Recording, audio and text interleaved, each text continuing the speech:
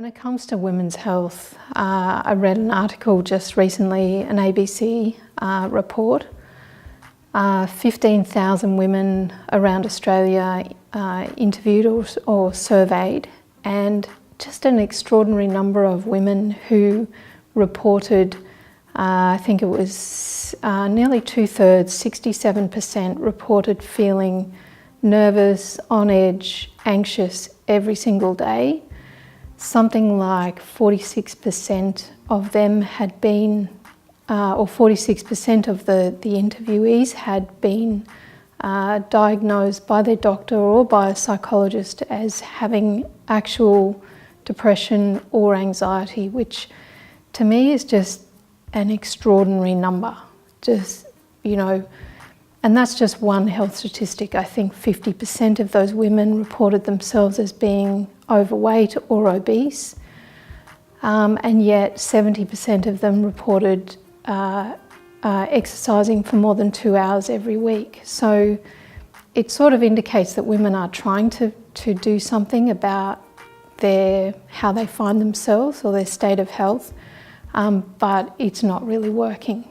And you don't have to look around far, and I know I don't have to look far within the clinic for the women who come in to see that the general state of health for women is pretty dire and not getting any better. And when I read statistics also, I think amongst those were that 34% of women felt they didn't have any time for themselves each week.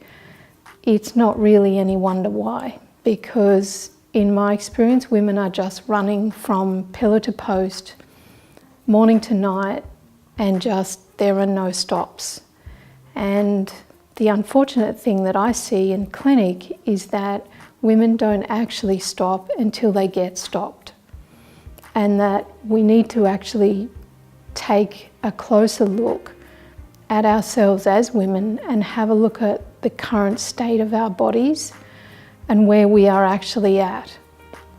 Because unless we actually stop ourselves, something will stop us. And unfortunately, that's a diagnosis of something we don't want. It's the onset of a chronic condition. It's a relationship breakdown. It's some kind of calamity. And that's generally when I see women come in. And you know, I can relate to that too. It was a health condition that stopped me and made me start to look at how to turn this around, and that it wasn't normal to live in a way where I felt stressed, I felt anxious, where we could be exhausted, no vitality, no energy, no spark, no sense of true self-worth, no sense of our own beauty. All of those things are very, very key things that women have just learned to live with today. So to me, women need to start to have a closer look, and we need to stop and listen and actually get honest. And that is really the starting point, is the ability to get honest with, or to be honest about where we're actually at. And that marks the beginning of a relationship with our bodies that has the body leading the way in terms of what we might be prepared to be honest about, or what we can be honest about, and what needs to happen from that point on.